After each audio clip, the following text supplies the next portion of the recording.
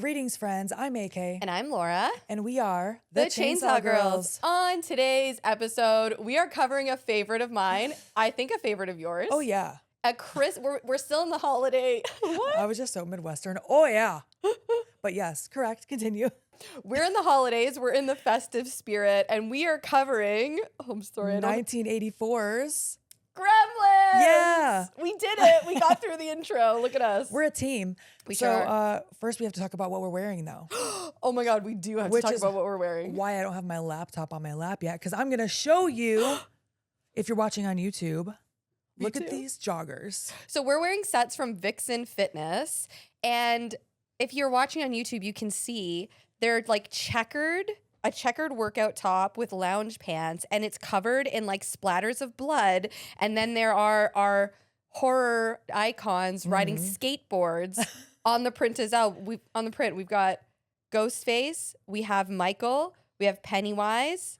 It's awesome. These are amazing, and the quality is fantastic. I'm wearing one of the t-shirts that they sent us that says up here in the, what is this, the breast? Yeah. It says, "What's your favorite scary movie?" Oh, that was terrifying. And on the back, sorry, I really shouldn't do that. My voice is already fucked up. But on the back, it has a list of top 10 iconic horror movies. Yeah, we love Vixen Fitness. Thank you so much. You guys are amazing. Hell yeah. Okay, let's hop into the episode. Now, at the current time, you can catch Gremlins on Hulu. That's where I found it anyway. Excellent. It was written by Chris Columbus, who directed Adventures in Babysitting, Home Alone, Mrs. Doubtfire. He also, I believe, wrote The Goonies. They wrote the screenplay. It was directed by Joe Dante. Okay, guys, let me just tell you. I am a Joe Dante stan, okay? I love his podcast. And I was at Crypticon a couple years ago. He was also signing at Crypticon. He came over to the table. Oh, yeah. Because at first I fangirled. I went to his table and I gushed. Yeah. I was like, I love your podcast. I love your movies. I didn't even care. I was marking out. Yeah. Who gives a fuck? It's Joe Dante, Mark right? out. Then he came over to my table afterwards and we took a picture together and I gave him a hug. And let me just tell you, my soul left my body. I remember that. Life's too short to not mark out. Fucking mark out. Who cares? Dude, I text you immediately. I was like, oh my fucking God, Yeah. I just met Joe Dante. It's so funny. Before this podcast, I did not recognize the names on the screen as much as I do now. Sure, because now we have to pay attention, right? Yeah. Now I'm like, oh, Joe Dante. I know that name. Yes, and if you don't know, Joe Dante directed The Howling, Piranha, The Burbs, Gremlins 2. He is the freaking best. Gremlins had a budget of $11 million, and it grossed $212.9 million in the box office. Yeah. So that's a huge, hefty profit. Yeah. And the executive producer was Steven Spielberg. Yeah. And there are a lot of nods to him throughout the film. I love this movie so much. It's so fun. I love Gremlins. It's awesome. I have to say, I was obsessed with Gizmo as a kid. I think we all were. Yes. Yeah. I wanted him so bad. He's so cute. He's so stinking cute. Yeah. I think Toby looks like him a little bit. Okay, I can see it. It's the ears. He does look like a little dog. I think he looks like a pug. Oh. With his little smushed face. Oh, so cute. Yeah. Oh my gosh. We stan. Okay.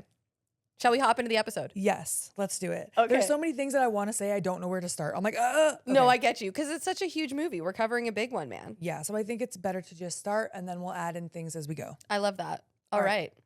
So we start off by meeting Rand Peltzer. Okay, he is Rand? I thought his name was Randall. It is Randall, but they call him Rand. Oh. He calls himself Rand when he's introducing himself. Can I just tell you, Randall, if he was my husband, like I'm supportive, you know what I mean? But like some of these inventions, wouldn't you just get tired? Oh, I have notes about this whole situation, this whole marriage dynamic. Like, okay, let's go. She supports her man, okay? Like she really does. Like what a ride or die, man. Yeah. So he is narrating this story. He only narrates in the very beginning and the very end, but he is walking through the streets of Chinatown and he is a salesman. He's trying to sell his merch.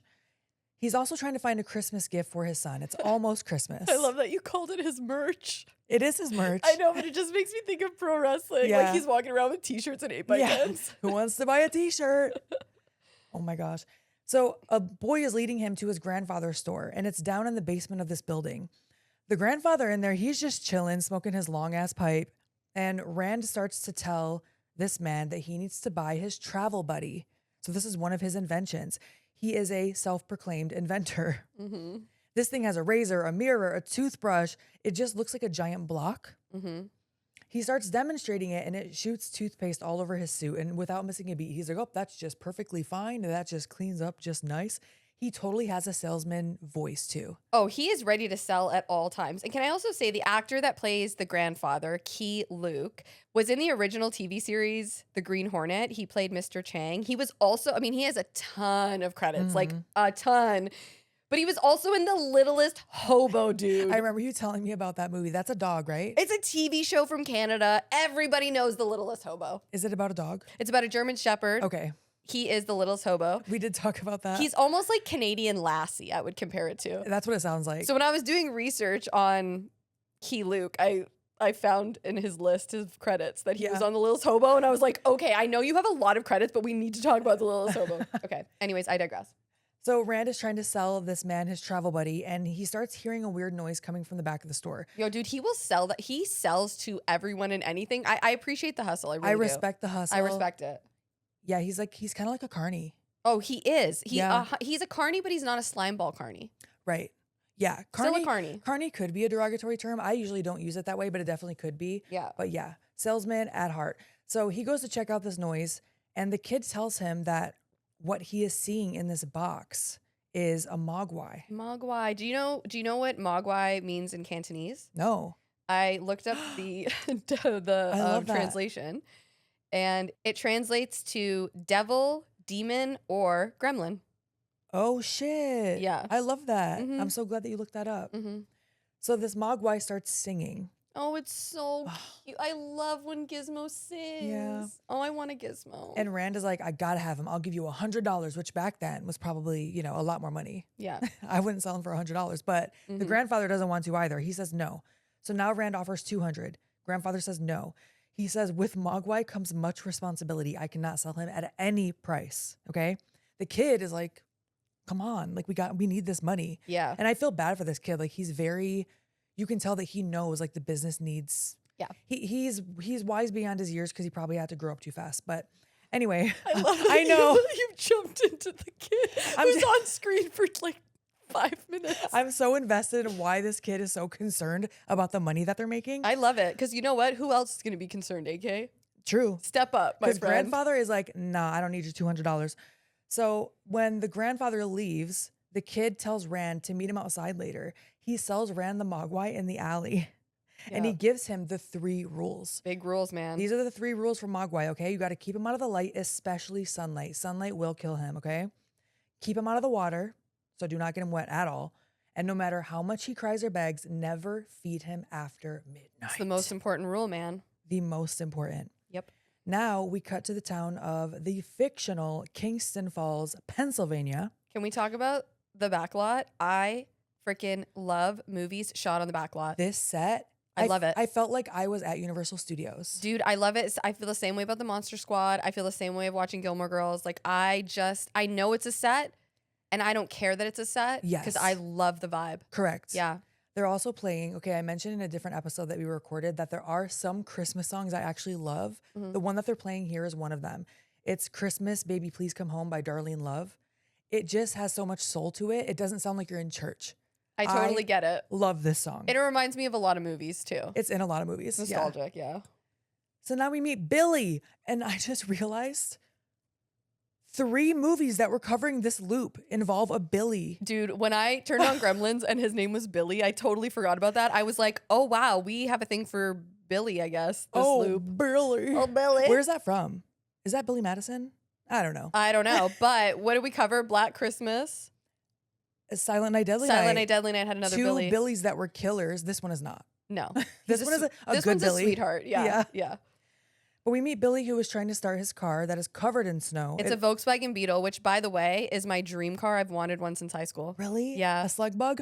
I've wanted one since high school. It's my dream car. A slug. I'll get it. It's all coming full circle. The slug. The slugs. I'm going to get it. If you know, you know. We're putting it into the atmosphere and we're manifesting, babe. Manifesting. The hands emoji, this one. You know what I'm talking about. Praise. All right, so he is in there with his dog Barney, whose real name is Mushroom. Mushroom. Do you know they had to keep like a little tether to Zach Galligan and Mushroom because it was hard to keep Mushroom by his side? Even though Joe Dante has said it was a pleasure working with the dog, he was great, but they just couldn't get him to walk beside Zach for all the shots, so he had a little tether. Oh my gosh. So probably close enough for the shot that they wanted, right? Yeah, exactly. That's so funny. He's Mhm. okay. I swear that the dog they showed at first was a different dog later, but I think I was just, I don't know, seeing things. That's fair. It is the same dog throughout the whole movie. It is for sure. Yeah, it's a So mushroom. Murray or Mr. Futterman comes up. My God, dude, Dick Miller. Here Dick he is, Miller. man. So here he's just chatting with Billy. He's a neighbor and he will come into play later. But I had to talk about him right away anyway, because Dick Miller, we've talked about him in so many movies. The most recent one, Night of the Creeps. Yes, Night of the Creeps. He was in The Burbs. He was in Piranha, which was also directed by Joe Dante. He has so many credits as well. Dude, he's awesome. It's such a pleasure when you see him in a film. Yeah. When he pops up, you're like, oh my God, it's Dick Miller. It's Dick Miller. Hell yeah. So Billy and Barney now have to run, a speed walk across town to work on that set. That looks fantastic. Also, Mr. Fetterman is going on and on and on about like things made in the USA. Like he talks about this throughout the whole film. Yeah. Yeah. And so I really love what happens. I don't love what happens to him. Whatever. We'll get there. I love how it comes full circle for him is what I'm trying to say. Don't choke. I love what happens to him. Rest in peace. I don't. Sorry. Spoiler. You know, we give a lot of spoilers. Oh shit. We'll get to it. So Billy works at a bank and Barney stays with him under his desk. And he works with Kate, who he definitely has a crush on. Oh, huge crush on Kate. Huge crush. Oh, I cannot wait to dive into Kate. Oh. And so in comes Mrs. Deagle. Mrs. Deagle is such a bitch. She is like the definition of frigid. Oh yeah, she's awful. Do you know all her cats are named after money? Really? Yeah. I didn't catch that. I Mhm. love that you caught that. She's walking down the street with a severed plastic snowman head. Immediately you're like, oh shit, like she's coming for someone. Yeah. She's coming for someone else's head. So this old man on the street is like, good morning, Mrs. Deagle. And she's like, what's so good about it? And she just walks in front of the cars crossing the street. They're all stopping and beeping at her. And I know the one guy that's like, how's it going? she's so mean. Yeah. Like so the mean. definition of mean. Mm-hmm. And then outside of the bank, this woman with her 2 young children named Mrs. Harris stops her, asking for more time on their payments. Dude. And she's just like, me and the bank, we have the same purpose, to make money, not to support deadbeats. And she looks at the children. It's wild. And she's like, it's Christmas, Mrs. Deagle. And Mrs. Deagle is like, great, then you know what to ask for. Dude, she lives in her house. The only thing she talks to is her cats. Like, Which, when we get to that, I do hate how they made her be like an old cat lady. I'm like, don't do cat people like that, okay? But we'll I mean, I'm gonna be an old dog lady for sure. Yeah. You know? But she cuts in line at the bank. She slams this snowman head on Billy's desk and tells him that Barney did this. Mm-hmm. And she wants blood. Okay? Oh, she wants to kill the dog. Like It's straight crazy. up, she threatens to end the dog's life. Billy, yeah, he's like, do you want money? She's like, no, I want to put him to sleep, basically. Like, what? Bit of She aggressive. mentions putting the dog in her spin dryer on high heat. Dude, it's crazy. And this random man standing next to her in line goes, that'll do it. I And I was love that. like, what? I love when outside characters just say something. Yeah, and he's not like on her side. He just seems like, I don't know, like a drunk or something, like a local weirdo. Mm-hmm. Now, at that moment, when she threatens him like that, Barney jumps up from under the desk onto the top. There's a whole commotion. Mrs. Deagle falls to the ground and suddenly she's playing victim. My heart is so weak. I can't take it. Like typical fake victim, right? Oh yeah, for sure. She's causing all the chaos, but now all of a sudden, oh my gosh, I can't.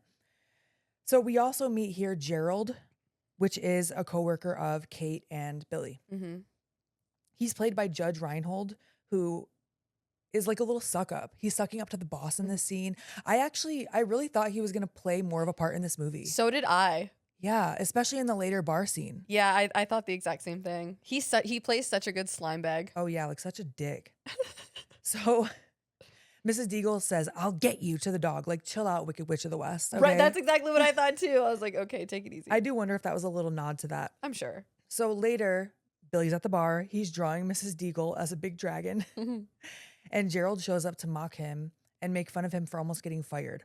Yeah, Gerald also comes on to Kate, and I'm like, what's the age gap here? For real. Okay, I'm glad you brought that up because number one, this made me remember, oh yeah, Billy's an adult. He's at the bar, like drinking or at least just chilling at the bar. He's got to be at least 20, right?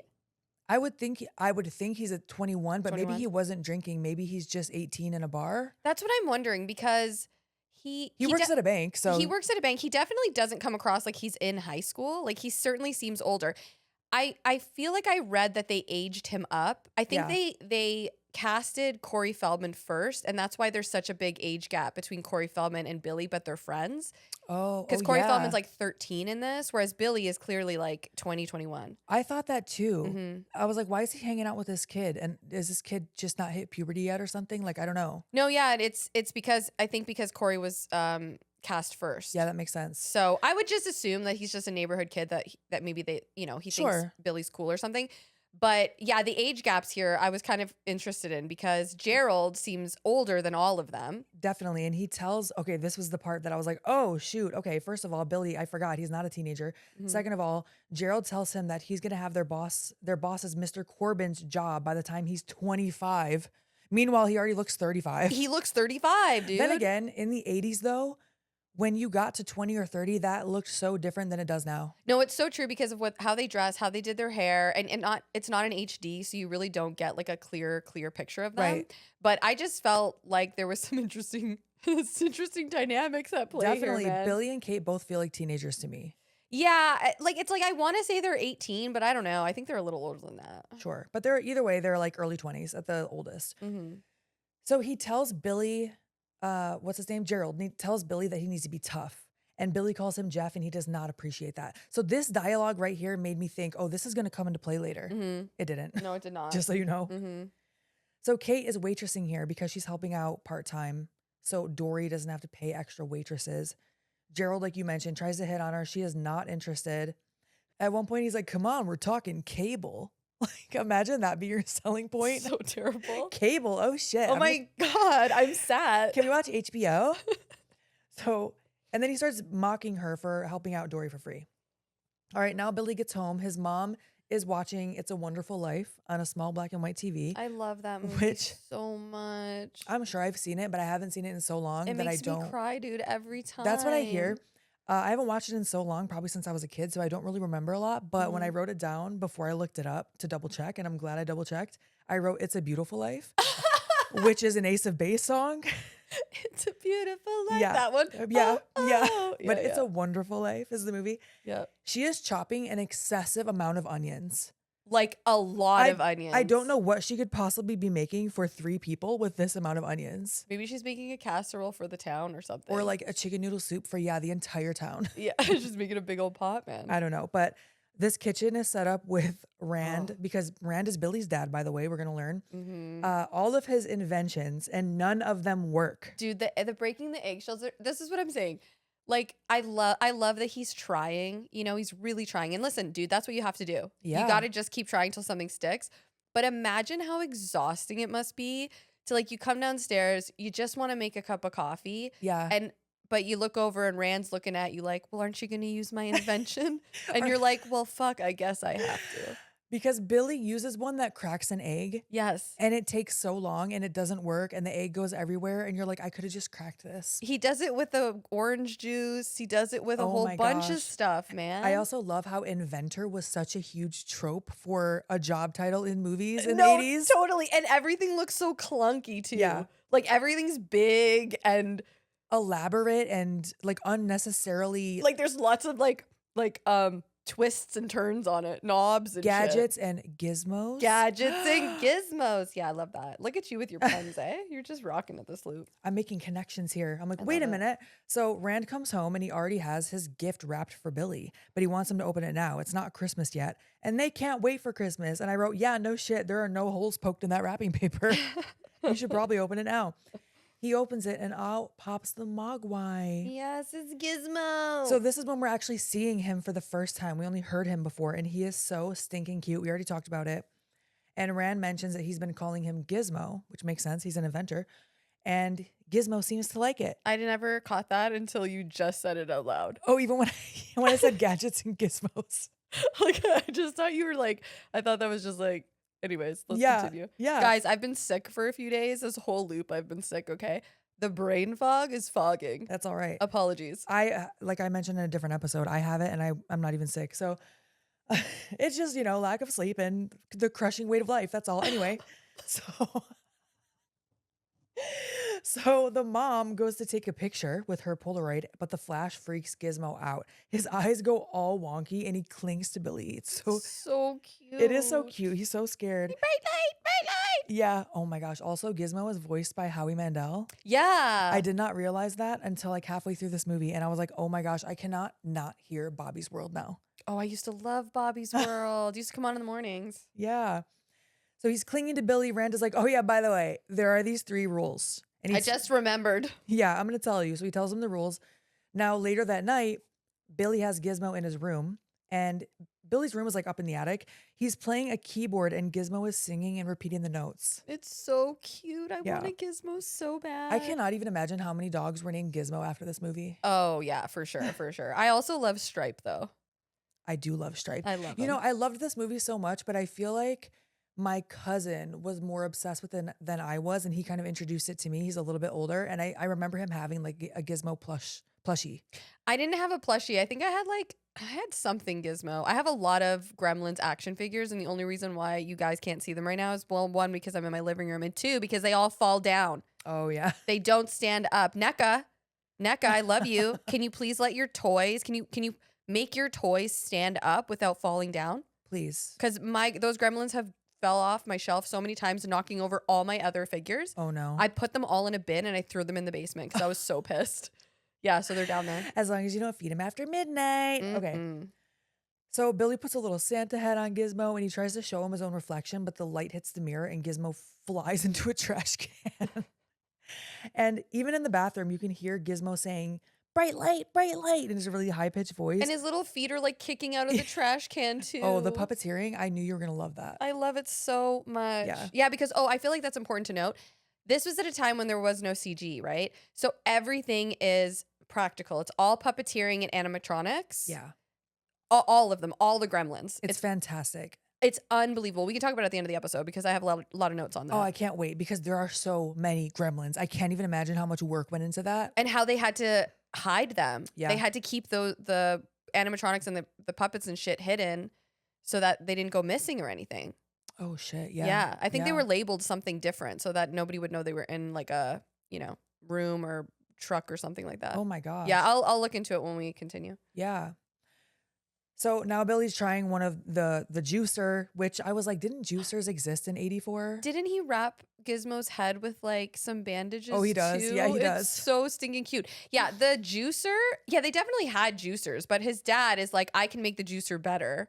Yeah, and Rand. he has not done that yet. Randall, listen, Randall, we believe in you, but but you're making morning a little bit stressful. And Oh my also, it's the gosh. morning, man. I'm not myself until, I actually wake up. No, that's not true. I wake up with a lot of energy and I'm like singing as soon I as was I gonna wake say up. you're a morning person. I am not a morning person. I couldn't handle this.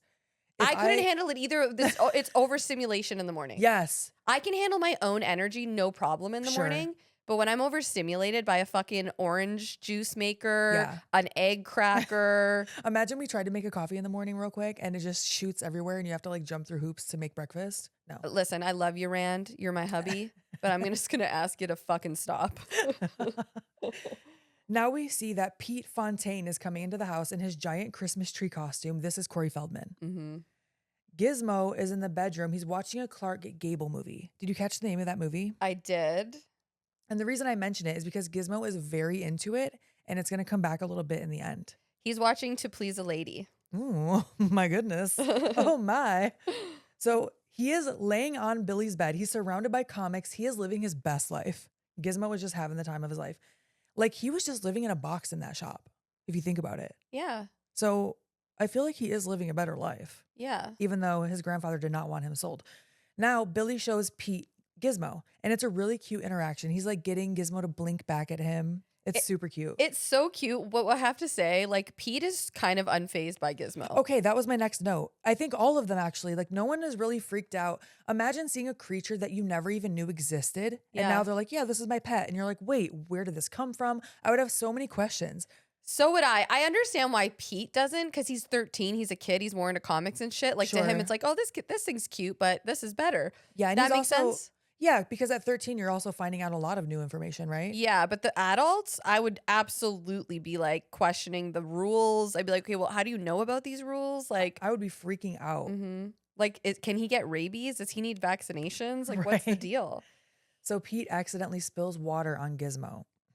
Gizmo, it's so sad. He's lying face down. He's screaming. He's kicking his little feet. Okay, Billy asks why he's crying.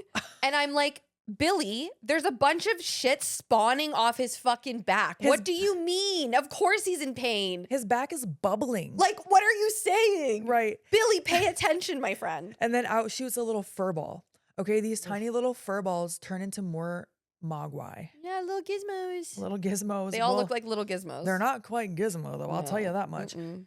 They really do look like pugs. Here I was like, it's a little pug. So cute. So now they have 5 more mogwai, okay? And Pete wants one. But the one with a mohawk or the stripe snaps at him. They all look slightly different and they all seem to have different personalities. Yep. They're not quite Gizmo, okay? Mm-mm. Gizmo, however, looks real upset. Yeah, he ain't pleased. Yeah, this is not good. So the dad is Rand is trying to invent what looks like a card shuffler or maybe a card dealer, like dealing out the cards. I just mentioned that because those exist now, Mm-hmm. which is interesting. Yeah. One of his inventions actually did become a thing later. Rand, you did it. Maybe Rand did that, okay? Or someone stole his idea and patented it because that Yeah. tends to happen. That's fucked up. Mm-hmm.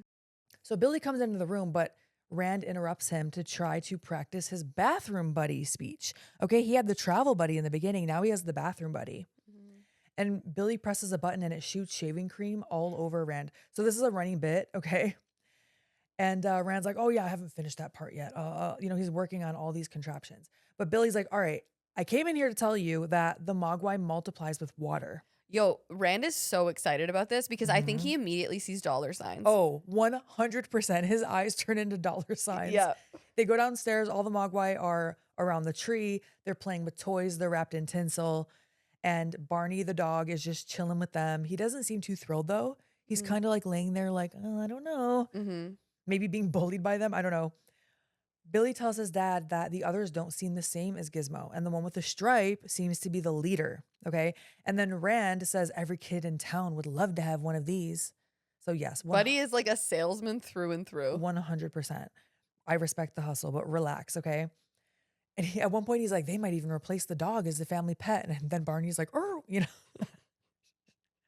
I just picture him on Shark Tank oh my God, with all the Mogwai. with all the Mogwai.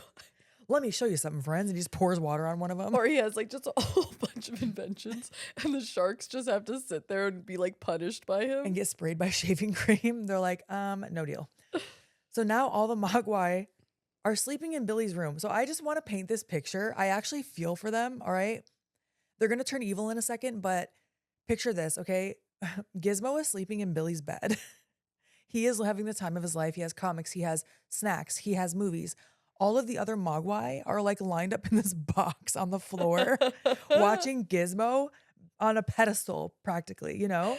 I love this perspective. They're like lined up in a suitcase. Like, what the fuck? They're of course they're gonna be like, fuck this guy. Barney also normally sleeps in Billy's room, but he's not in his room. So Billy is like, I should go find him. He finds Barney. Don't worry, he's okay. He is alive. But he is strung up outside with the Christmas lights, just like dangling. Yep. And so the next morning, Okay, but hold on. Billy gets him down while Randall works on a hammer gimmick. That's also a drill. These he's making like invention tools. yeah, And one of them is like an automatic hammer and one of them is like an automatic drill. And like, God bless you, Randall, but like I don't think you should be inventing anything that could potentially harm someone. no, isn't one like an automatic fly swatter? It like Yeah. spins in a circle or something. Yeah, that's the drill, I think, right? oh maybe. Oh my gosh. I couldn't tell. There was a lot going on. Gosh darn. Oh, and this is the next morning Right. when Mom tries to grab some coffee out of this fucking insane coffee machine that starts. How the hell did the coffee turn into such sludge? It was sludge. I would be pissed, man. Okay, this is where I was like, because she starts laughing about it and they just kind of start giggling. And I was like, this is a woman who supports her man. Okay. She is really like, babe, you can do it. I love that. I really, really do. I think it's really sweet. It is. I don't know if I would be that supportive. Like, I think I would, but I would also be like, we also need a second coffee maker. Okay. It's not that I Yeah. don't believe in you, babe. Yeah. It's if I don't have my coffee, I am fucking Stripe. You know what I mean? You're going to turn into Stripe. Yeah. No, when you hear the phrase that someone has the patience of a saint, that is Lynn. That is Lynn. 100%. She's a ride or die baby. But in this scene, Billy is telling them that he definitely thinks that it was Mrs. Deagle who strung up Barney. Makes sense. Yeah, she wants to kill him. Mm-hmm. So Billy is taking Gizmo to his science professor now, Mr. Hansen. Okay, we have to talk about this. Yeah. This is a high school science teacher. Right. Okay, I think this is also why, because I've seen this movie before, I was taking notes on it. I think this is why I kind of picture him being a teenager too. Okay, but he's definitely graduated. He's definitely not. He's out of high school. He has to be out of high school. Yeah. But he goes to the high school science teacher. Yeah. And this science teacher is like, well, I'm going to run some tests. Can I keep one of them? I'm like, aren't you just a high school teacher? I think it's like, it's not like he went to some like laboratory that is like specific. He went to the high school gym teacher, or the high school science teacher. I mean, you might be underestimating high school science teachers. Okay, I will say Mr. Lambert, my grade 7 science teacher, I looked him up recently. I don't know if you ever do that, but sometimes I just go back and start, right? 100%. And I deep dove, and he is like a very successful, I want to say he was like, he worked on trains, like he was like an engineer. He did all kinds of crazy, I'm going to sound so stupid, but like so many science things that were way bigger than middle school. Exactly. Okay, so maybe I'm wrong. Maybe I think I just answered my own question. And yeah, maybe this was like Billy's favorite science teacher. So he's like, I know Mr. Hansen is going to know what to do. Yeah, you and know? I mean, Mr. Hansen seems pretty on it. For sure. Yeah. So he actually puts a drop of water on Gizmo to show him how he reproduces. I hated this scene, to be honest with you. Like, I just hate any time poor Gizmo has to go through hell. They are testing on animals, right? Like, you saw that it hurt him and he was screaming and you're like, look. I felt like it was like beagles. You know how they test on beagles? No. Why specifically beagles? Oh, dude, that is like a huge thing. That is like, yeah, they're animal testing specifically on beagles. They're bred in some areas. They're bred specifically for testing. I did not know that. Oh yeah, dude, it's That's horrible. crazy. Mm-hmm. So Mr. Hansen is going to keep him overnight to run some tests. This isn't Gizmo. This is another Mogwai. It's another Mogwai, yeah. Right. I said Gizmo. It's actually a different Mogwai. Mm-hmm. He's going to keep him. Now, later that night, we see that Kate is closing up the bar. She's telling Murray it's time to go home. He is drunk. Yo, he gets in his vehicle like he's going to drive home. And Billy's like, I think maybe you shouldn't do that. The whole time I was like, you should not drive. I know this is a tractor or a snowplow or whatever, but it's still heavy machinery and you shouldn't operate it. Like, that's still a DUI. And I also think it's actually scarier to be driving like heavy machinery like that. Okay, also, can I just say, every time I read like this side of like Dayquil, I've been sick, right? So I've been like, I'm weird about taking any types of like medicine, right? I'm like, I took elderberry syrup this morning. Like, that's my kind of, anyways. But I needed it. I needed Dayquil. Why every time when it says don't operate heavy machinery, I just assume they're talking about like huge machines. A forklift, Forklift. right? Yes. It's always in my mind. I immediately go forklift, not vehicle, not car. Bitch, they're talking about a car. They're saying don't get behind the wheel of a car. That's what they're saying. Yeah. Not a fork. Where are you going to get a forklift from, I mean, Laura? probably also not a forklift, but that's always what I think of first. Yeah, I'm like, I don't have a forklift. I'm good. I think because when you think of driving a car, you don't think of operating heavy machinery. Heavy machinery. But it is, but you just don't say it like that. No, exactly. I think it's a broad way to say don't do any of that shit, right? It covers all their bases. Yeah. But he is continuing to talk about gremlins that live in the machines. Yes. And all of the machinery, just like in World War II. He says they put them in the cars and the TV and your watch. And he's hammered, but he keeps saying gremlins. Yeah, because that's a callback to World War II. Yeah, I don't know all the history behind that. I didn't do a deep dive on that, but he just keeps going on and on about like the machines are like tainted with these gremlins or whatever they're putting in the machines. A lot of foreshadowing there. Yeah. Which is why I love how it comes full circle. So real quick, the word gremlin, what he's referring to, I believe that it came into popularity around like the 1920s, and it has something to do with the British Royal Air Force. Basically, it's like they combined a couple words that basically suggest and explain mechanical failures within, the Machines. I'm Okay. going to say machines, Yeah. planes, things like that. So that's where that comes from, and that's why he keeps referring to them as gremlins here. Okay, that's really interesting. It's like slang. Okay. Yeah. So he does end up walking home, fortunately. And now Billy is walking Kate home. There's more caroling in the background. It's a Christmas movie, so I know, of but course. we hate it, man. And it's in so many movies, this loop. We're doing it to ourselves. We are. Yeah. And To be honest, this one has the least amount of caroling. It's just kind of happening in the background. And it's all right. Sure.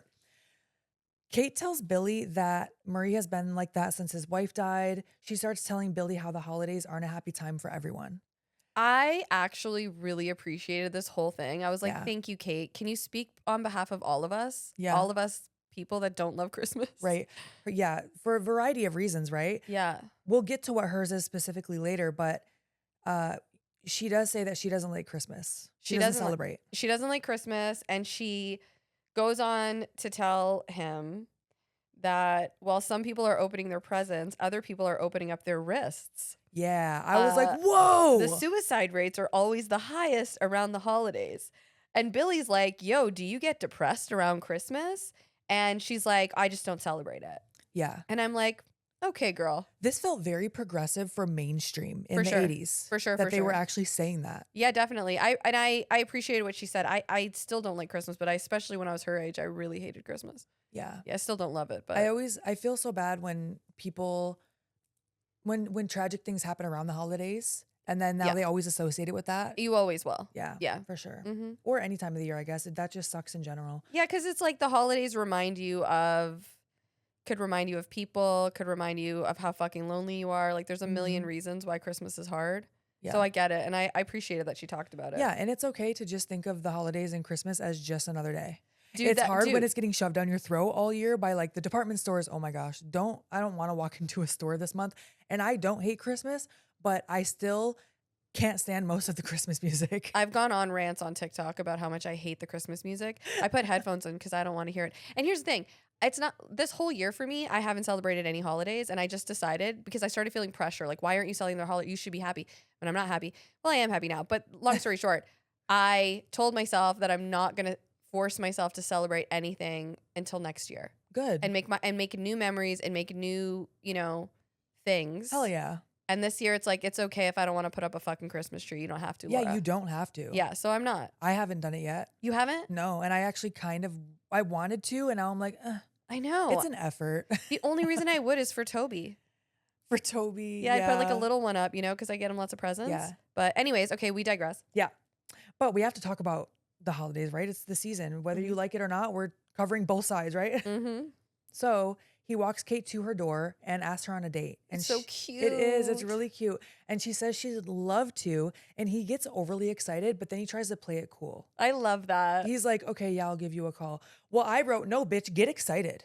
Like, I want you to be I want eyes popping out of your head like an old Tex Avery cartoon, like, awooga. You know what I'm saying? I mean, like, I do too, but I think I want that all the time. I want you Right. excited for me 24/7. But I thought it was cute that he was like, "Oh God, she's gonna think that I'm like way too eager." Right. I That's totally, definitely what went through his head. 100%. Meanwhile, I would be standing there like, "Yes, get excited, babe. Tell me how excited you are." exactly. I do not want a nonchalant ass 'Cause bitch. I'm not nonchalant. No. I'm the biggest lover girl. You want, oh my gosh, nothing is less attractive than, well, maybe that's not true.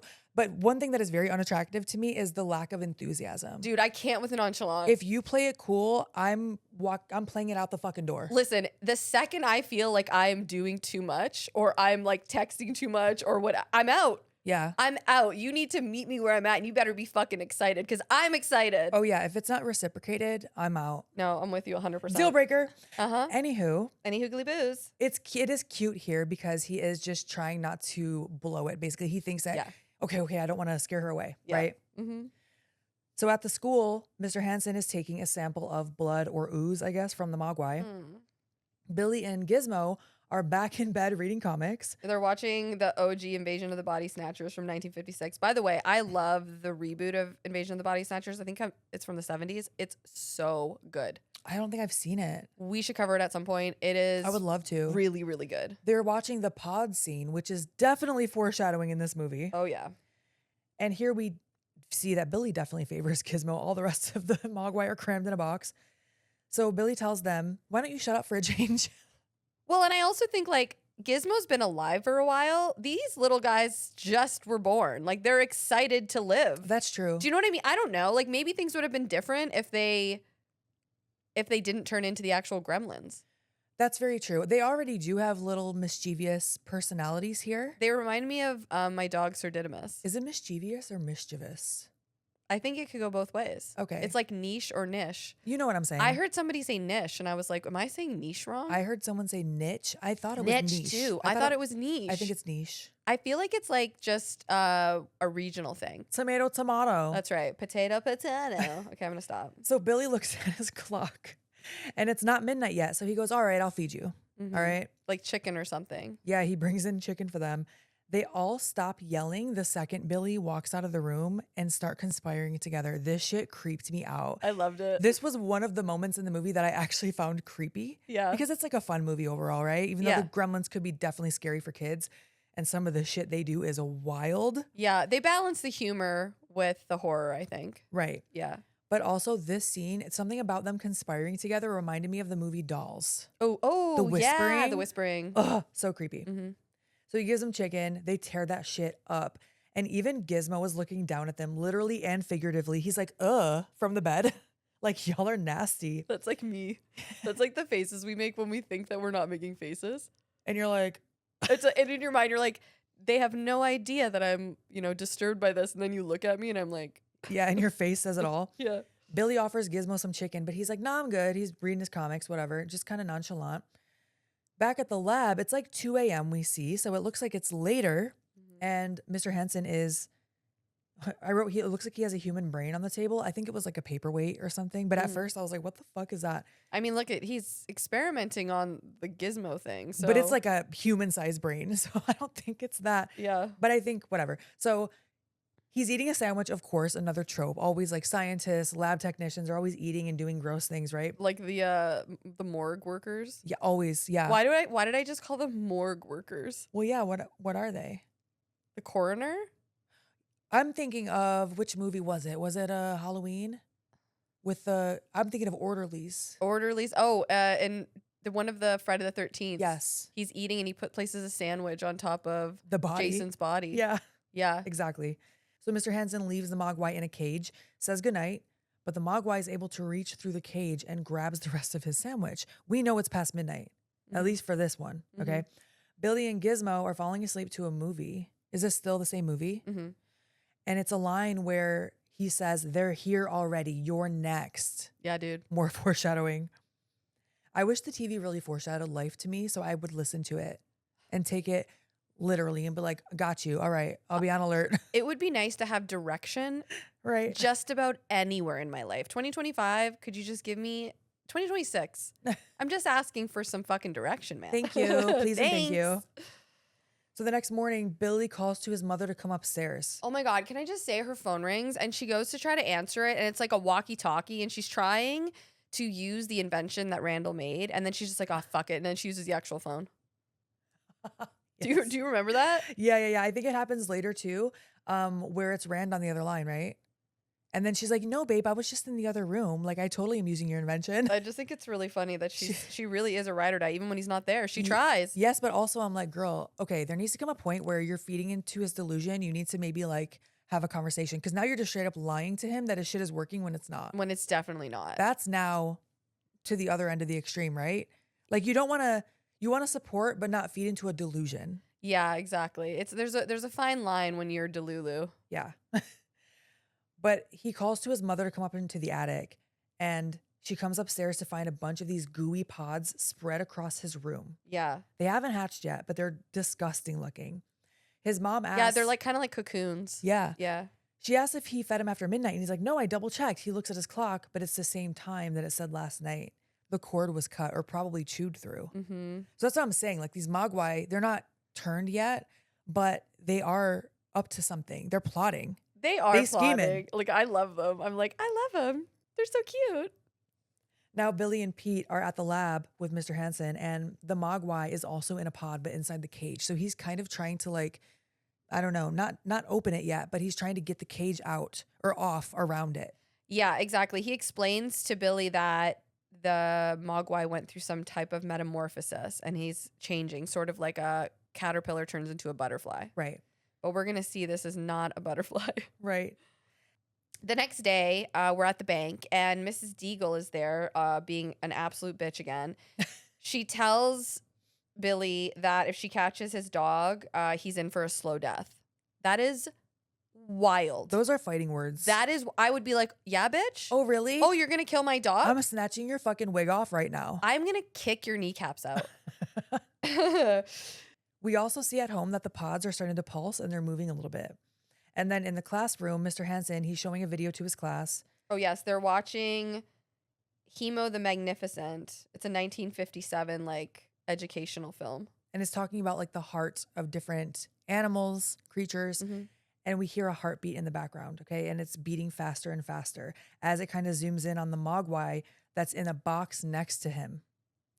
Now, suddenly, all the pods start opening, including the ones in Billy's room. Oh my God, Gizmo's hiding in a football helmet. He's so scared. Yeah, it's so cute. I don't know. Was it a football helmet? Yeah, it's a little football helmet. Everything is so slimy. And the box Ew. on Mr. Hansen's desk knocks itself off. As the bell rings, all the kids are leaving class.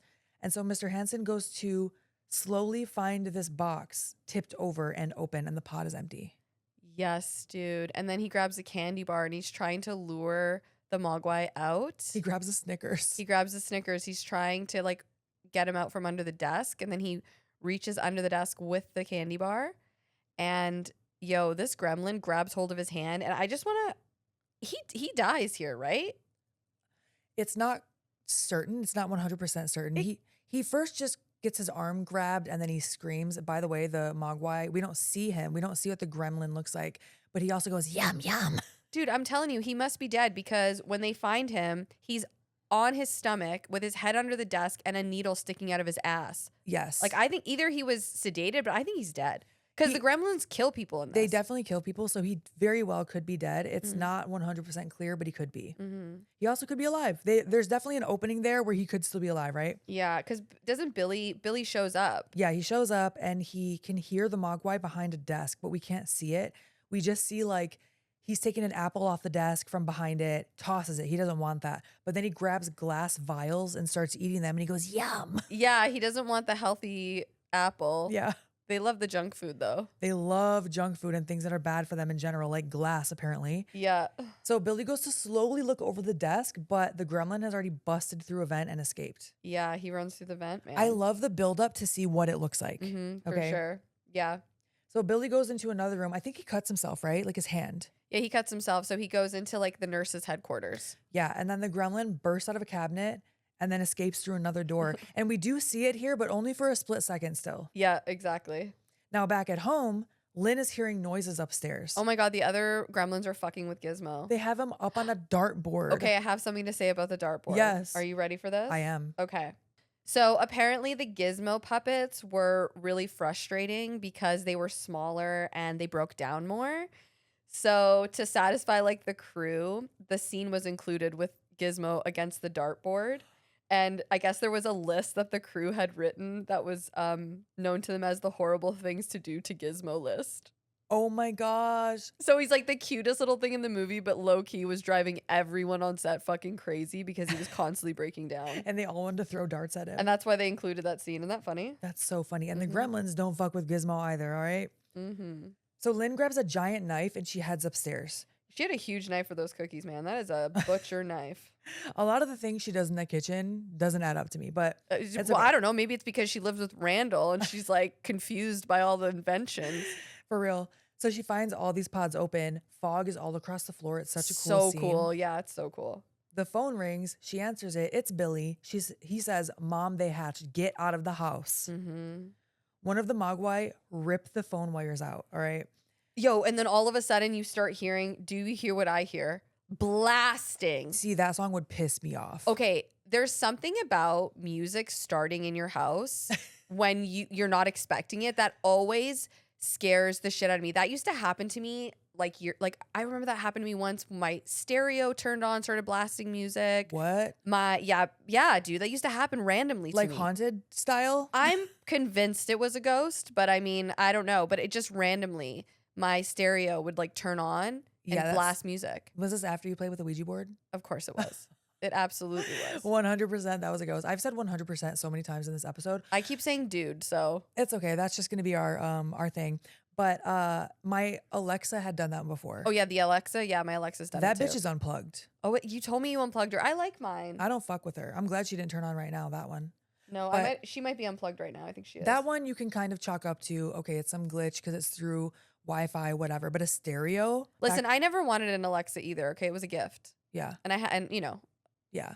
I use it. Yeah. But yeah, no, music just coming on randomly in your house is absolutely terrifying, and the look on her face says it all. Yeah. I think mine turned on once, started playing music like the Wizard of Oz. Okay, And that's when I was like, not no, the Wizard of no. Oz. Yeah.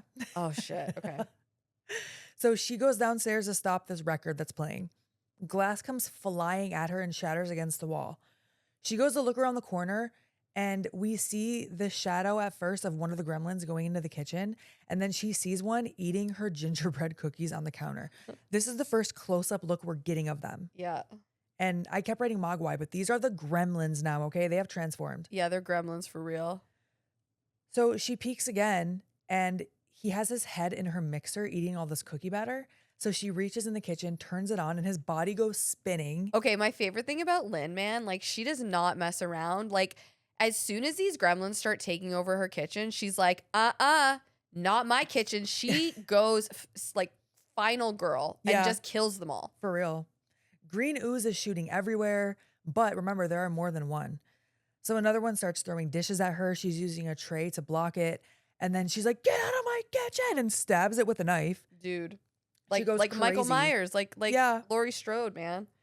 She sprays another one in the face with something, probably like cooking spray, and blows him up in the microwave. Now in the living room, she sees one of the stockings on the fireplace is pretty round and it's moving. So she starts stabbing it. It's a toy robot. Yeah. However, there was a gremlin hiding in the Christmas tree. Dude, the Christmas tree scene is wild to me. Yeah, the way she's screaming. She's screaming, and so the gremlin's in the tree, and he kind of launches the tree forward onto her. So now she's trying to get out from under this tree. The gremlin's attacking her. He wraps the lights around her throat and starts strangling her, dude. While he's covered in tinsel, which just makes it more demonic for some reason. It's horrifying. It's so scary, but also hilarious at the same time. Billy shows up, grabs our favorite weapon of choice, a fire poker, and whacks the gremlin into the fireplace. He catches on fire, and we just see the gremlin's head like engulfed in flames, man. Yeah, it's like melting. It is lit the fuck up. I wrote that he grabbed a sword off the wall. It might have been, I don't know. Oh, what it might was. have been the sword, but I prefer fire poker because that's been the running gag throughout this loop. You know what I mean? Yeah, it's a Christmas movie. You got to use a fire poker. Stripe is there, and he looks hot, man. Like That's not the word I thought you were going to use. Oh, I mean hot as in mad. Oh, yeah. I forgot that Canadians say that. Yeah. Oh, is that not? It's definitely a Canadian thing. Oh God, people have been thinking that I've been saying I'm so hot as if like I think I'm hot. Well, it depends on the context too. When you just said he shows up and he looks so hot. I didn't mean that. I meant like mad. Like he's pissed. Oh my gosh. You know what? That might be more of a US thing now too, but I for sure first heard it when I started wrestling in Canada. Oh, it must be a Canadian thing then. Yeah. I'm getting hot, man. I'm getting hot. I'm getting hot. Yeah. Yeah. Don't Not get like, hot. Not like you're sweating. You're getting pissed off. Me and Demon Bunny Tony constantly say that. Don't get hot. Don't get hot. Don't get hot. But yeah, Stripe has like a blonde mohawk. Yeah, he does. I love Stripe. He's my fave. He blows his nose on the curtains, which is just a little shit thing to do. No, it's like the exclamation point of the shitty situation. He's like, "Oh yeah, you killed all my friends? Well, I'm gonna booger all over your curtains." Guess what? He does that, busts out the window. Billy brings his mother to a neighbor who is also a doctor, so she can, be taken care of, while he goes back into the house to find Gizmo, who they stuffed in a laundry chute. That was so sad. I know. Have you ever been in a house with a laundry chute? I don't know. My childhood best friend, her grandpa that she was living with had one, but it was not big enough for kids to fit through. Thank goodness, because we definitely would have went through that bitch. But we would just like pass each other things through the bathroom to the basement. That's fun. That way, yeah. That's fun, yeah. It was fun for sure. So Rand is trying to call home again, but obviously no one is answering now. Billy takes Gizmo in a little backpack to a YMCA building. Okay, wait. Hold on. Rewind. Rand doesn't just try to go home. Call home. That was my only note about that scene. Rand is at an invention convention. Okay? Yeah, he is. He brought a Mogwai into his home. All right. They don't have any idea what the ins and outs of taking care of this creature is. Yeah. He takes off to a convention while his entire house is like, his wife almost died. Yeah. Like there's so much shit going on. And it's Christmas Eve, by the way. And it's Christmas Eve. There are gremlins fucking everywhere. Okay. In my notes, I said, after dropping Gizmo into the lap of a fucking teenager and unleashing gremlins into the town, See, we think, Randall goes to a convention. Hey, sell those inventions, Randall. you You know go what? for He it. got to support his family, right? I mean, I guess the hustle never ends. Yeah, it really doesn't. Oh my gosh, he's a self-employed person. He works 24/7. How is Lynn? Is that her name, Lynn? Yeah, Lynn. How is she not pissed? She doesn't seem pissed at all either. No, she seems like such a sweetheart, honestly. really Maybe is. they're just like the best together. Like maybe he puts up with something neurotic she does. Yeah. Yeah, we don't know. We don't know. But she loves him. I and love her. She supports him. Like, God bless you, Lynn. They do seem like a really cute family. They do. So Billy's in this YMCA. I wasn't really clear why he took Gizmo here. Yo, dude, I was very confused by this as well. Yeah. I mean, I know why they took him there because what's about to happen. They needed to set this up. And it's epic, but I was so confused. First, I thought he went to the school. Then I thought he went to a lab. Like, I didn't know what was going on. And then I saw the YMCA sign and I went, oh, Yeah. yeah, he's at the YMCA. So I think he's just trying to escape. They're trying to get somewhere safe to figure out a plan. I Is the guess. best way to explain Let's that. go to the YMCA. The YMCA is, of course, closed. It is Christmas Eve evening. Mm-hmm. He's going through with his flashlight, and then the fire alarm starts ringing. So he goes to the electrical box, and the ringing stops, and there's silence for a second, and then a gremlin pops out and It's knocks Spike. him. It's Spike. He knocks him over. And then I was thinking, oh, was he trying to find Spike? Did he see Spike go into the building and he followed him? I don't know. I don't know. Because I don't think he realizes how. No, he does realize because it was just trying to kill his mom. Yeah, maybe he was following him.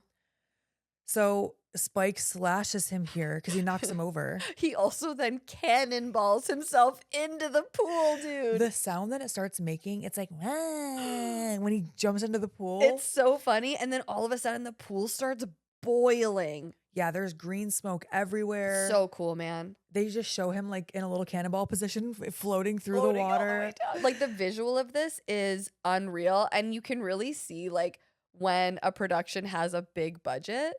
Because this was epic, dude. It really was. I loved it.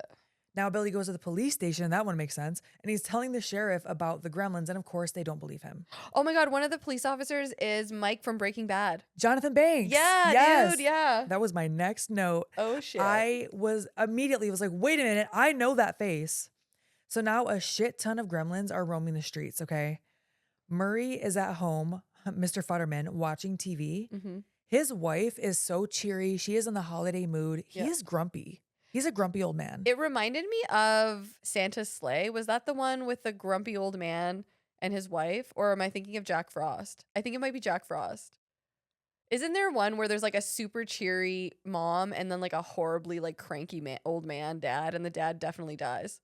At the end, No, he gets there's so many movies like that. I'm thinking of what might be I don't know why I'm thinking it's Jack Trick or Frost. Treat.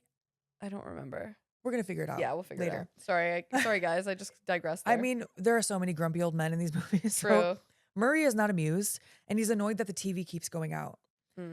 Now he goes outside to check on the antenna. I was about to say the tenna. The antenna. What?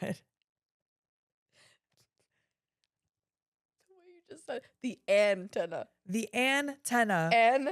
Antenna, guys. He just seems miserable. I was like, be nice to her. She's so happy. She's like in the Christmas mood, and you're being a little shit. Isn't that always how it goes? Now suddenly what I thought was a tractor, but I think it might be a snowplow. Either Snowplow. way, I thought it was a tractor as well. it busts through the garage, and the gremlins, multiple gremlins, are joining forces to drive this thing. So like one is steering, one is pushing the gas. They're laughing. They're so mischievous or mischievous, having a grand old time. The tractor drives through the living room, and Murray sees the gremlins. This is the thing he's been telling people were real for probably decades, He's right? so vindicated, man. Yes, he's like, that's the gremlins. At I least, told you. dude, at least he dies knowing like he was right. There's Yeah. something satisfying about that. He got some closure. So yeah, I'm not happy that happened to him, even though he was a little grump, because I assume his wife died too. Well, they plow through the house. Yeah. And they're like running, and they basically run them right over. Yeah, because they stop, they're cornered or they're blocked by a wall. Yeah, I'm pretty sure the gremlins just killed them. But yeah, I do love that he got some closure before he died. Yeah. Then we see like an old dude like going to like mail something, and he keeps putting a mail in the mailbox, but then the mail shoots back out to him. And then another dude comes and he's like, oh, I got a package. And he goes to stick his hand in, and then one of the gremlins grabs onto his hand. And we can only assume that, I don't know, he had his like arm ripped off or something. Yeah. They are literally running amok through the town. Oh, dude, they're messing with the street lights. They're making like red lights, green lights. Yeah. They're just causing havoc in this town. Amok, amok, amok. That's another hocus pocus. Oh, so we cut to the police station again, and Billy has brought Gizmo in to prove that these things are real. But Gizmo's so cute and cuddly that the sheriff is still not really taking it seriously. He's like, how are these things causing havoc in the town? Mm-hmm. And then he gets the call about Murray. Yeah, the Fettermans are dead. Yeah, so he has to go take care of this. Wild. And he's like, Billy, just go home, open your Christmas gifts, all right? And so now we're at Mrs. Deagle's house. Yeah. She has, I meant to look this up. She has one of those machines that take you down the stairs. I always wanted one when I was a kid. It looks so fun. It looks so fun. So she's riding down this thing with her cats. She is definitely a cat lady. What I didn't like about this, I was like, okay, this very much feels like they're pitting cats against dogs. Like Billy and what's his name, Barney are good, and like she is an evil old cat lady, and that's why I don't know. I was like, don't do that to cat ladies, okay? I'm a cat lady. I feel like that was definitely a trope that was more popular back then. Definitely. Yeah. Absolutely. I was also like, okay, she is a cat lady. She's pissed off that carolers show up at her door. I was like, am I Mrs. Deagle? No, because I'm not evil like that. No. So she is going to throw water on these carolers. Like, just don't open the door. You know what I mean? If you don't want to hear them. Oh, it's funny. But she goes to open the door and it's the fucking Gremlins. They're amazing. They're all dressed in different winter attire, by the way, caroling. They're so cute. Where did you get these outfits? They ran to the department store, they got dressed, and then they went, I'm going to Mrs. Deagle's They house. bought like dog outfits. So cute. I love them. She screams, slams the door, but they've rigged her stair machine and she goes flying up the stairs out the window. Oh, yeah. She's dead. She's dead. There's no way she survived that. Oh my gosh, no. She's brittle, man. So the officers show up. They're now going to check on Mr. Futterman, right? But on the way, they see this happening. And then they see the Gremlins attacking a guy dressed as Santa Claus, like multiple all over his body. Okay, and also like one of the officers is like, can we go back to the station? Please, let's go back to the station. That's Banks. I'm done. I'm good. Or not Banks. I want to get out of here. Like, I just liked his cell. Yeah. You know what I mean? I thought it was really funny. It's Jonathan Banks, but it's Officer Brent. Okay. Or Deputy Brent. Deputy Brett. Also, they just drive away from this man. Yeah. They don't help him. Well, I mean, they're useless.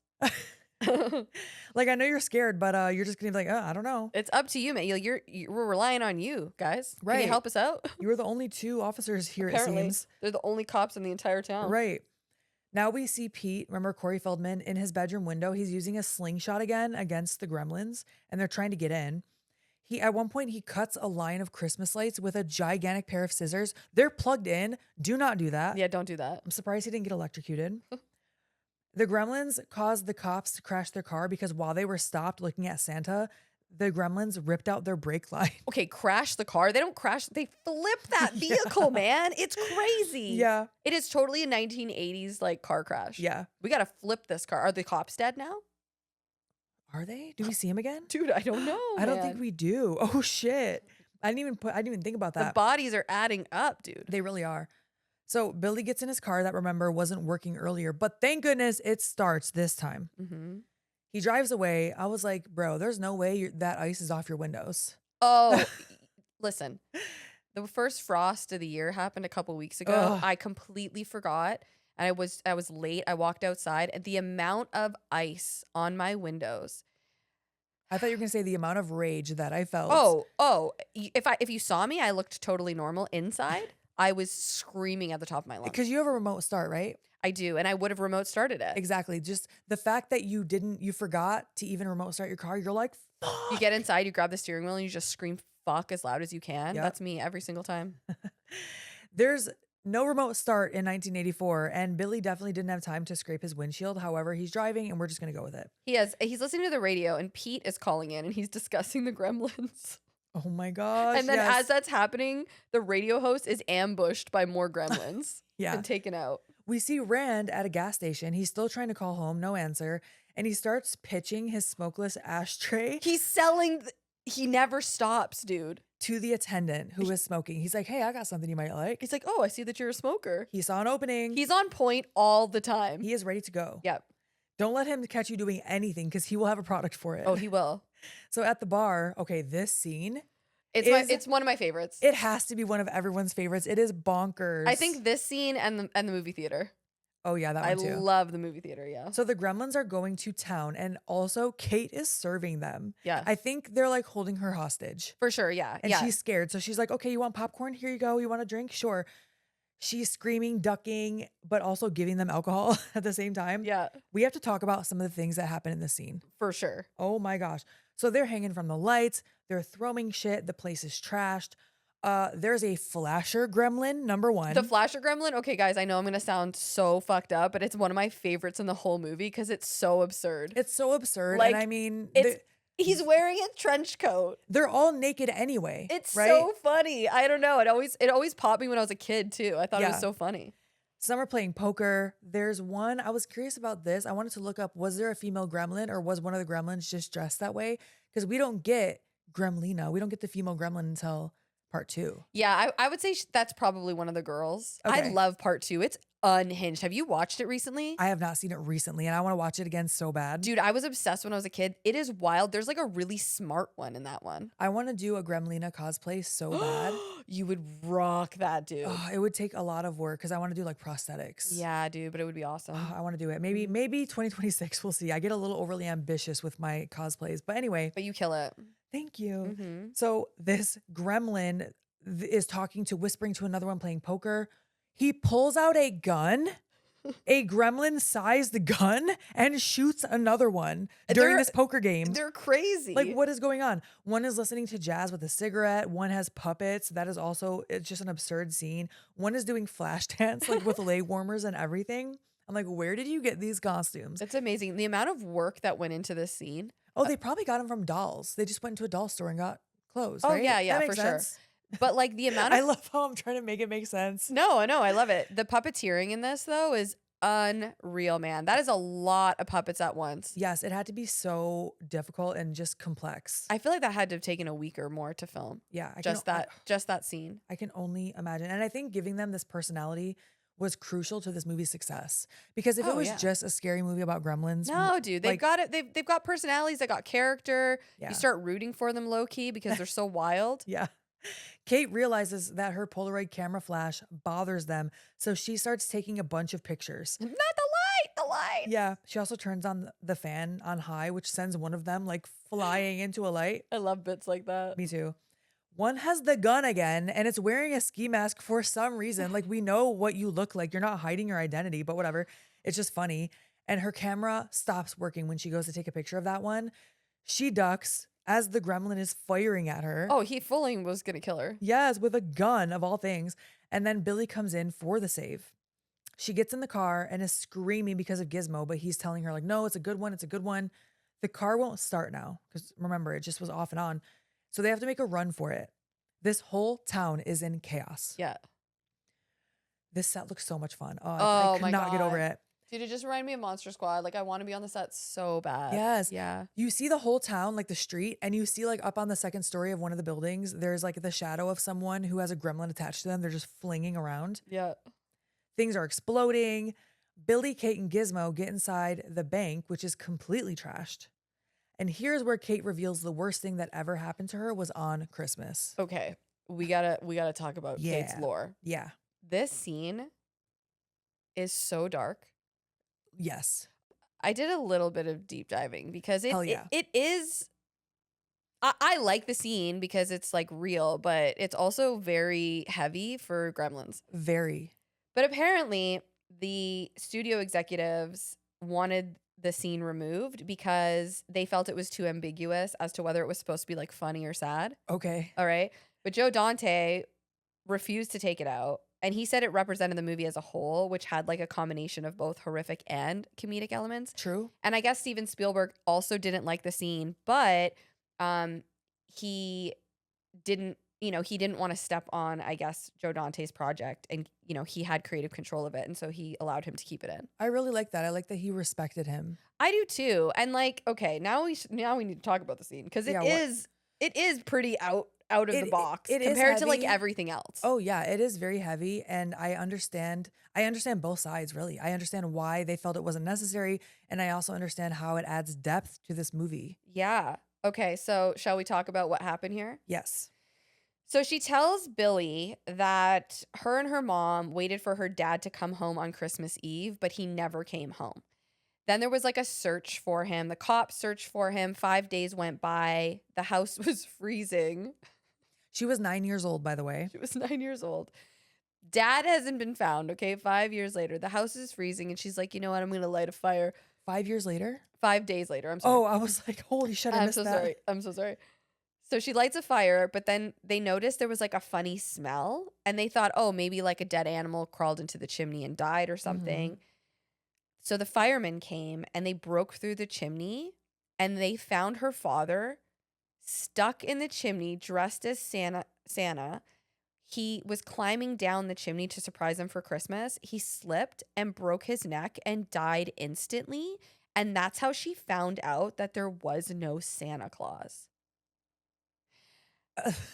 Like, okay. I'm not laughing at what happened. I'm No. laughing at same thing of you're like, it does feel so jarring. Doesn't it feel like the timing is like, I feel like Gremlins are taking over the town.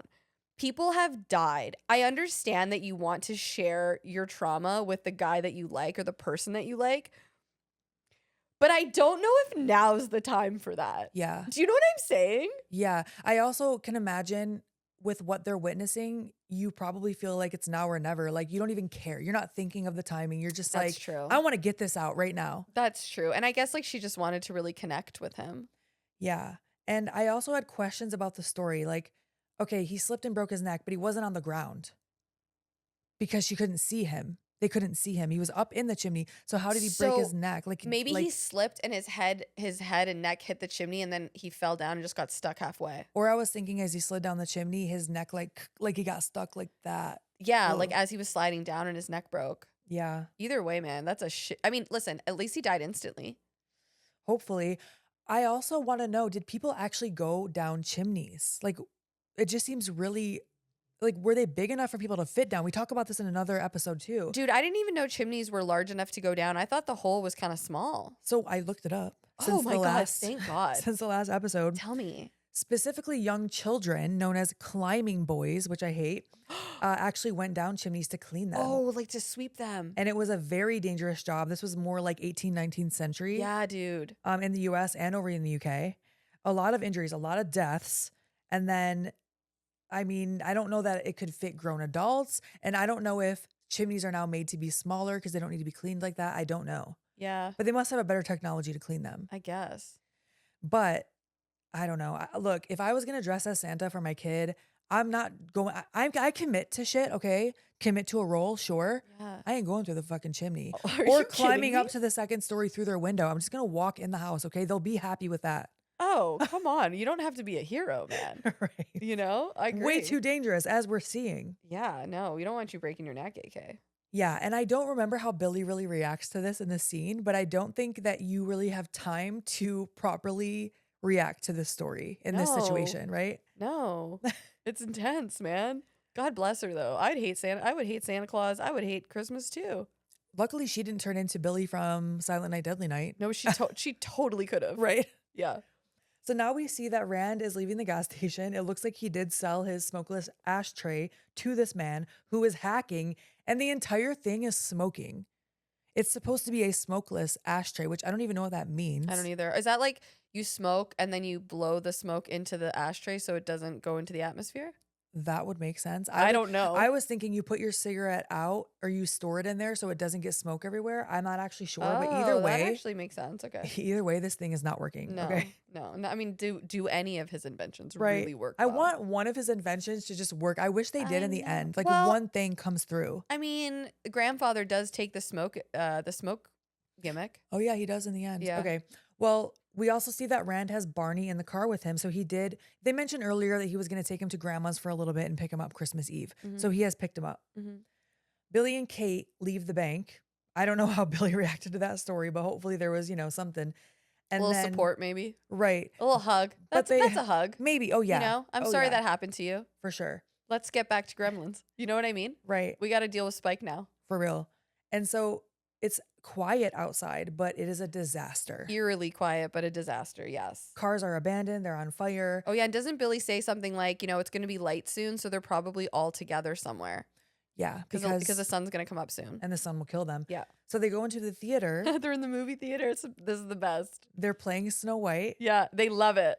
Oh my gosh, the Gremlins are all in this theater watching this movie. Oh, they're like eating junk food. They're eating popcorn. They're like swinging off things. They're having the time of their life. And once Snow White starts, they are loving it. Oh, the dwarves start singing Hi Ho and they start singing along. Remember, they love to sing. Guys, like come on. They're so cute. The theater is packed. Like, this is how the theater used to be packed back in the day. Yeah. But you knew if the theater was that packed, it is going to be loud. Like, Oh, someone yeah. is going to be talking. But the best is for horror movies. Those were the best nights. Yes, because when you felt like you went into it knowing people were going to talk, but everyone was reacting. Yes. And you're reacting they were not together. on their right. They're not on their phones. Exactly. Sorry, I totally cut you off because I got rage. No.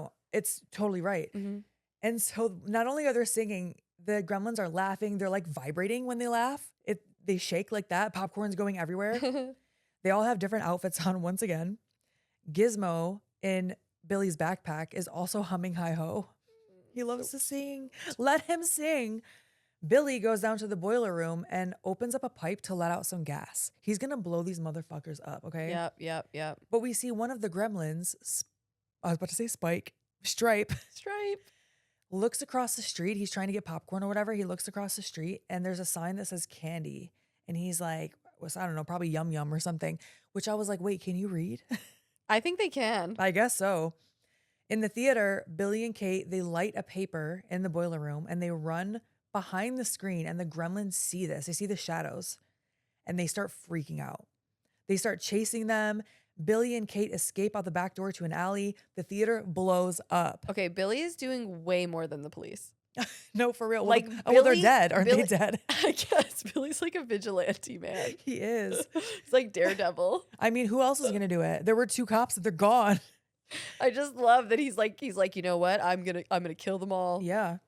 He had the perfect opportunity to do it. However, I mean, it worked, but there's still one gremlin in the department store, and that is Stripe. Mm-hmm. So Billy breaks a window to get into the store because they see him in there. And he knows that if Stripe gets to water, this is all going to start over again. Yeah. Stripe is on a skateboard. He's riding through the store with all this candy. Oh my gosh. Yeah, we find out here too that Stripe's like the leader of the Gremlins. Yeah, Billy mentions his, wow, it's been a long loop, y'all. So we're good. Mentions that he thought so when they were still just Mogwai, right?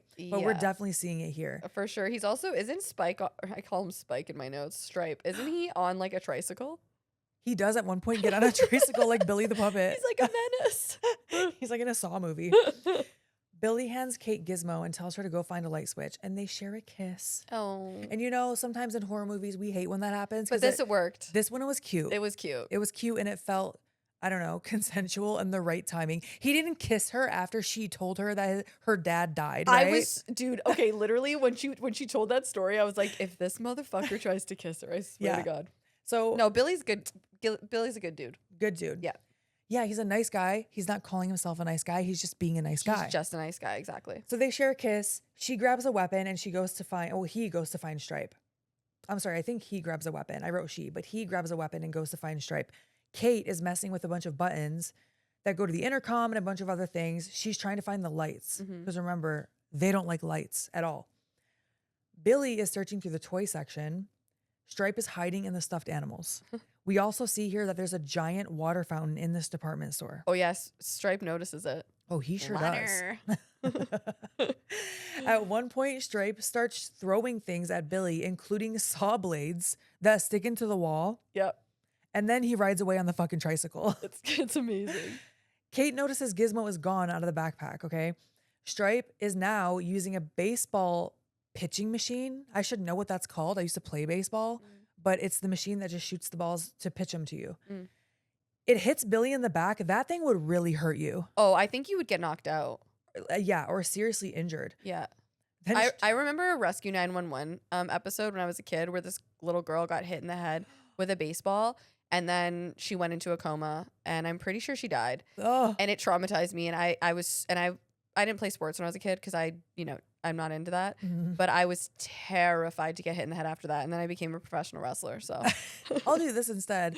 But you know what? That's different than balls flying at your face. dude, I don't know. Something about that episode like stuck out in my head and I never forgot it. Same with the one where the kid gets dragged into the escalator. The escalator. Never forgot it, I was man. gonna say the escalator is like, it feels like an urban legend, but I'm sure it really Oh, no, it happened. happened. It's Yeah. real, man. Rescue 911. That shit was crazy. It's terrifying. Anyway. Going to the batting cages was scary, No, never. but I play baseball and softball. Oh, So wow. I love it. Damn. I loved it.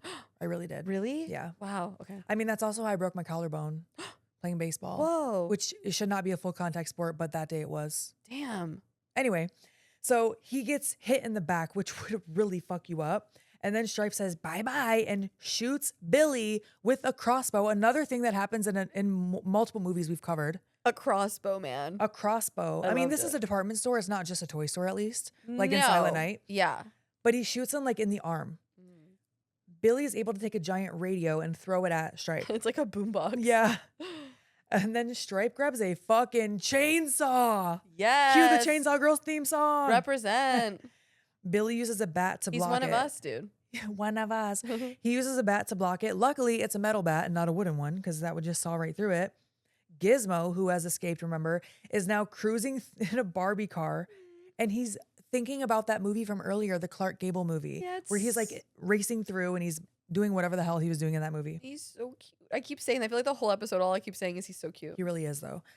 So Kate finally finds the circuit breaker. She turns on the lights, which sends Stripe onto the ground. The chainsaw is still going, so it starts like digging into the floor and dragging him across the floor. But When it's he gets dragged away, it's so funny. it is so funny. But it's a plug-in chainsaw, which I didn't even know existed. I said the same thing while I was watching it. And so it eventually gets unplugged. Yeah. When he gets up, that's where he sees the fountain, and then he also sees a gun But display. he hits the wall and it's the Looney Tunes like Oh, like the birds? yeah. Yeah. I loved that little. It's so funny. It was cute. This store has it all, okay? They also have guns. He The- says gun. Okay, when he grabs the gun, I for some reason thought it was the gun from earlier, but this is definitely a different gun. Definitely a human-sized A gun. human gun, and- yeah. and not a gremlin gun, which I have questions about. But Rand is driving past the store, and Barney jumps out of the car and goes through the broken window.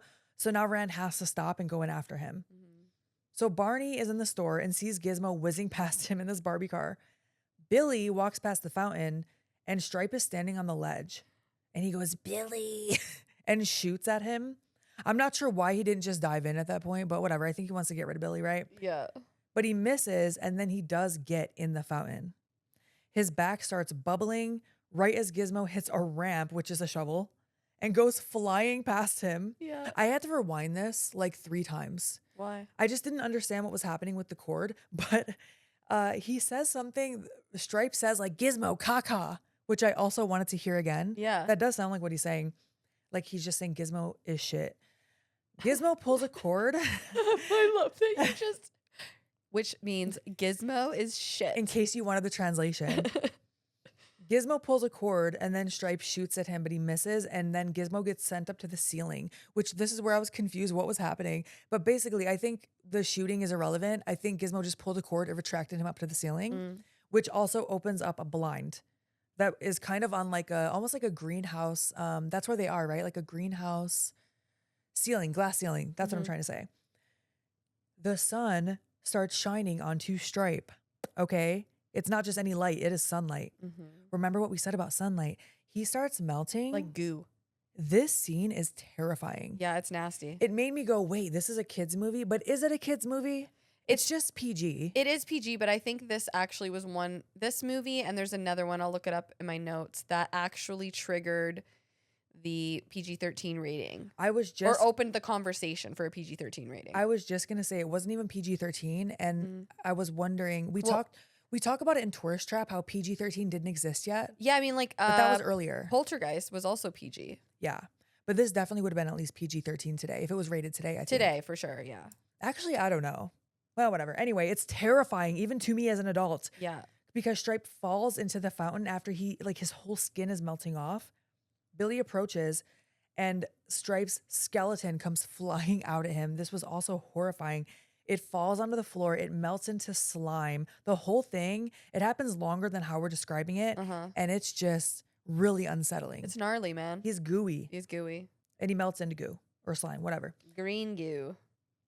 This movie had to give kids nightmares in the 80s. Oh, it absolutely did. As much as we love Gizmo, that sticks in your brain, you know? For sure. Now at home, we see that Billy is in a sling and they're listening to the news talk about a series of unexplained events. They don't know what happened, but conflicting reports of little green men. Yeah. Lynn is going to make Gizmo some chicken soup and turns around to see the grandfather is in their house, which was like a jump scare almost. Rand says, "Oh, this is the man who sold me Gizmo." And grandfather says, "Sold is an interesting choice of words." He's pissed. Yeah. So grandpa starts talking to Gizmo in his own language. And I love that you called him grandpa. It is grandpa. It's grandfather. The grandfather. Well, it's the same thing. Grandpa does imply like... Grandpa makes me think of Grandpa Joe from Charlie and the Chocolate Factory. For sure. Grandfather definitely fits his aesthetic more. Or When It's Silent Night, Deadly Night, Grandpa. Grandpa, the catatonic grandpa. Yeah, it's not Billy's grandpa. This is grandfather from the store earlier. And he starts talking to Gizmo in his language. And he tells Billy's dad, Rand, "You did with the Mogwai what your society has done with all of nature's gifts." And I wrote, damn, true. Ain't wrong, man. Oh my gosh. But Gizmo tells grandfather that he has something to say to Billy. So he can also understand what Gizmo is saying. And Gizmo pops up and says, "Bye, Billy," in English. It's so cute. He sounds like he's underwater when he says it. Bye, Billy. I can't do voices like Howie Mandel can. But he says, grandfather tells Billy, "One day, maybe you'll be ready. Until then, the Mogwai will be waiting." I love how Randall apologizes for being such an idiot, too. He tries to apologize by giving him one of the smokeless ashtrays. And grandfather tells him he already knows what that is because the guy at the gas station tried to sell it to him. Yes. So he clearly was like, "Oh, this piece of shit doesn't work. I'm going to pawn it off on someone else." Oh, really? I thought it was like this guy was like taking over the patent for it and selling it. But yours is probably right. Actually, I don't know. What if that was it? Well, Rand doesn't seem mad about it. So that's why I didn't think that, but I don't know. And then we end with Rand finishing the narration out on the street. We see a shot of the street and he says, "Next time your AC or something like that goes out, before you call the repairman, make sure you turn on all the lights, check all the closets because there might be a gremlin in your house." The end. The end. And that is motherfucking Gremlins. Hell yes. I love this movie so friggin' much. I thought the narration was going to also happen a lot more throughout the movie, but it doesn't. It's just the beginning and the very end. Say that again? The narration? No, it's okay. I thought it was going to happen in the middle of the movie too. Oh, the trans. Yeah. Okay. No, you're already looking up your fun facts, so please do. I'm sorry. I started looking at my fun facts. Okay. So the front door of Mr. Wing's mysterious store, that's the grandfather, has 4 Mandarin symbols engraved on it, and together they translate into English as gods and monsters. Oh. So I thought that was kind of interesting. Yeah. So apparently Stripe and Gizmo were the same character at one point, but Steven Spielberg wanted to change it so that one of the gremlins would be like a good guy so that the audience could like identify with him. And that was a game changer. Yes, and I guess Joe Dante has said that that is why the film is so remembered. And obviously, like, Gizmo is a huge part of that, right? 100%. So that makes sense to me.